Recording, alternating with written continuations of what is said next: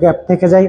এখন শুধুমাত্র তথ্য দিলেই তো হবে না, তথ্য লিখছো, মনে করো তোমাকে একটা সামারি লিখতে হয় ইংলিশে।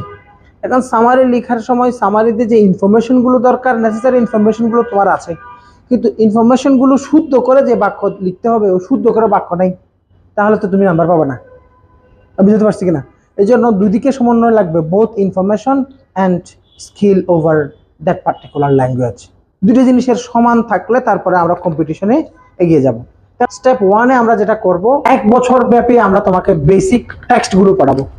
পুরো বছরে কোনো এমসিকিউ পরীক্ষা না নিয়ে পুরো বছর তোমার পরীক্ষা হবে একাডেমিক পরীক্ষার মতো, তার মানে 81টা পরীক্ষাও দিতে হবে।